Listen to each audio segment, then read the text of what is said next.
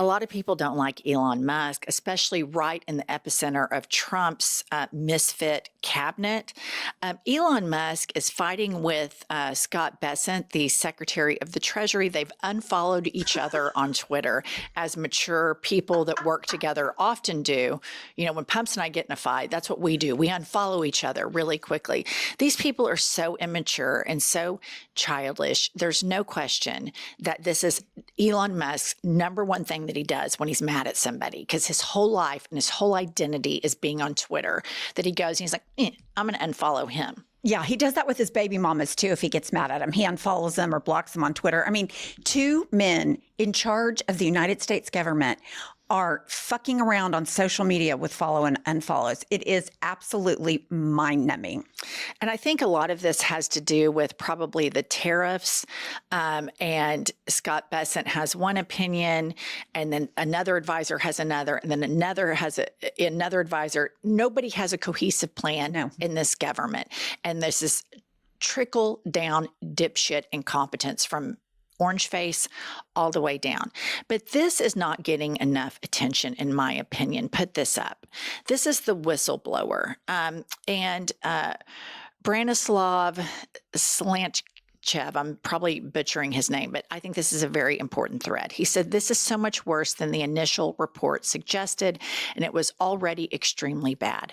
DOGE are siphoning data and gaining access to systems without security precautions, and the Russians and likely Chinese and who knows else has probably broken into their amateurishly run operation and are seeing and recording everything.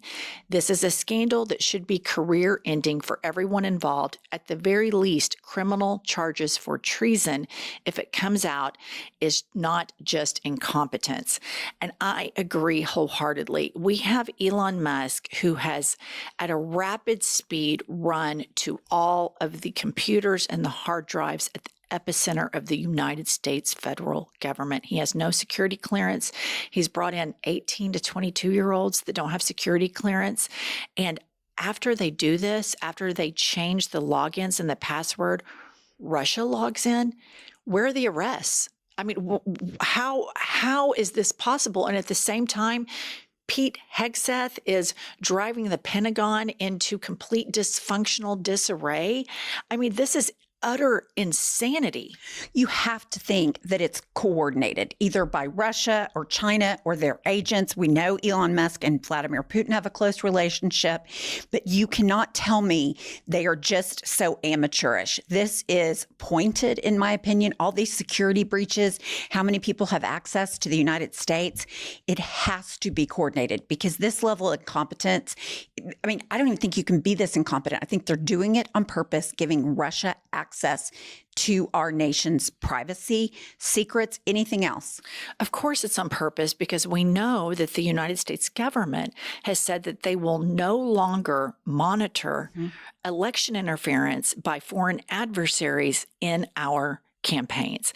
And that is a death knell to Russia. And I want to remind our viewer and our listener that Russia is a very weakly positioned country right now. Putin conflates everything about the country, and they have massive inflation. They're getting their ass beat in the Ukraine war. He started the war. He kills his opponents.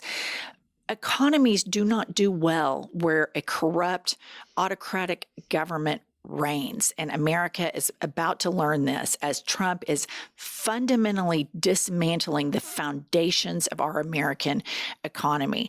Next up, Musk, who is breathtakingly incompetent.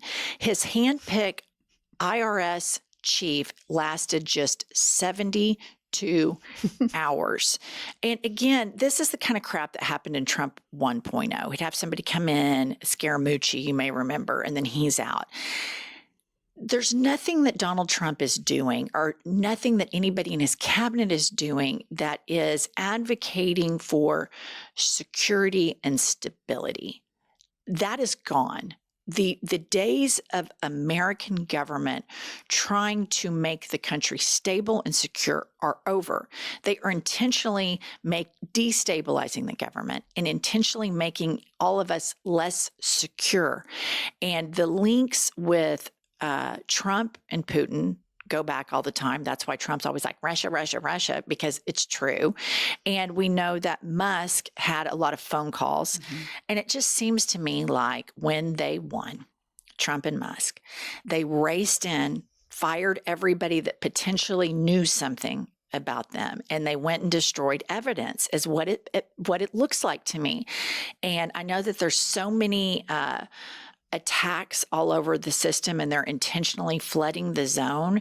But this type of thing, the whistleblower, and then you have, people that are hired and then fired, the destabilization of our country by these two in 90 days is just breathtaking.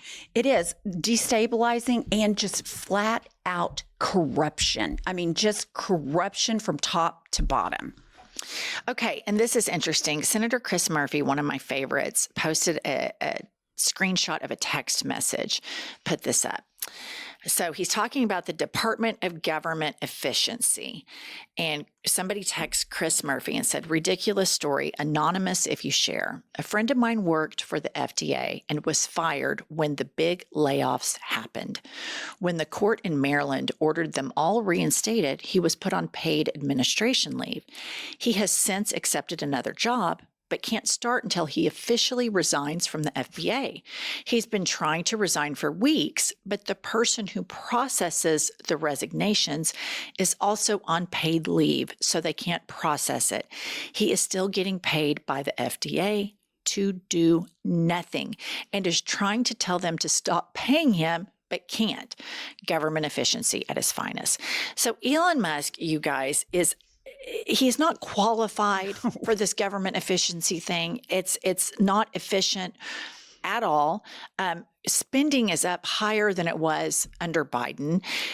He's a complete failure from top to bottom, Elon Musk. I mean, he's fighting with his baby mamas online. He's unfollowing his coworkers on Twitter, which everybody sees and monitors this shit.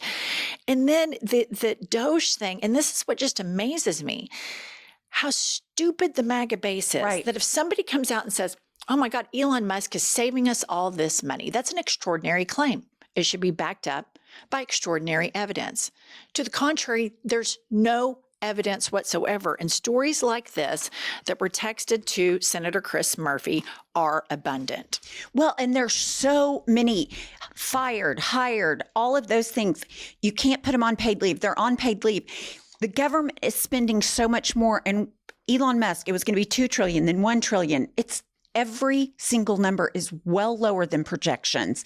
There have been zero fraud cases, zero reimbursement to any agencies. It's all a big smoke and mirrors. It's a scam. It's a total scam. And guys, I know all of this has been super stressful, and we're all trying to keep our normal lives going. And that's why we really want you to support our show by supporting our sponsors. And I recently noticed I had this weird rash, and I was like, what is this? And I delayed going to the doctor.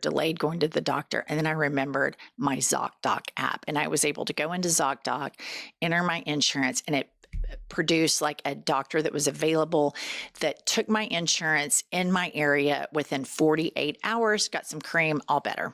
What's so great about ZocDoc, it will connect you with specialists and allows you to monitor where the location is, and it cuts down on the wait time to get in. It is really invaluable when you're feeling badly. ZocDoc is a free app and website where you can search and compare high-quality in-network doctors and click to instantly book an appointment. Listeners, stop putting off those doctor's appointments and go to ZocDoc.com/IHIP to find and instantly book a top-rated doctor today. That's ZocDoc.com/IHIP. ZocDoc.com/IHIP. Okay, now back to the shit show that are the felons and the misfits running the United States government. This happened over the weekend, and this is just some serious sick shit. Put this up. So the White House Twitter page is just so sociopathic, you guys. And they did a little red line of a New York Times article. And the headline was supposed to read, Senator meets with wrongly deported Maryland man in El Salvador. They crossed out wrongly and then put MS-13 illegal alien. And then they also put who's never coming back. And you have here Senator Chris Van Hollen, who went to Maryland to meet with this man, because when we deport somebody, they have the right to stand in front of a judge. I don't know if this man is MS-13. All accounts appear that he's not, but if he is, if he isn't, no matter what it is, everybody is allowed their day in front of a judge. Obama deported millions of people. Clinton deported millions of people. Biden deported millions of people. They did it legally. They legally deported these people because they had their time. And the way Fox and the white Christian world in the United States of America treats immigrants is a cancer. And the only parallel that I see to this is that of Nazi Germany. They are kidnapping people without due process and sending them to a concentration camp in El Salvador. And this guy, Bukele, is a total psychopath. And they make all of this ASMR like torture porn for the Stephen Millers and the Christian nationalists of the world to watch on Fox. Jesse Waters probably gets a rock hard cock while he watches it. And it is sick, sick, sick. And it humiliates all of us Americans that are here. And there are more than half of us, I believe, that oppose this, and this sickens us, and we're still here fighting this good fight because it's just abhorrent to me that the White House Twitter page does that. And then all of these people that claim to be these big Christians that care so much about the military and so much about America and the flag support this shit. Well, I think that what you have always said is the cruelty is the point for these people. The basic human feeling that they have is cruelty, and they want people to hurt. And Donald Trump and his White House throw them red meat every day. So it is impossible to separate cruelty from MAGA. I think that's totally right, and it's difficult sometimes to process. It is that people are so quick to just hate somebody because of where they're from or what language they may speak or the color of their skin. And, I get some racist in like Mississippi or Alabama or Oklahoma. I get that.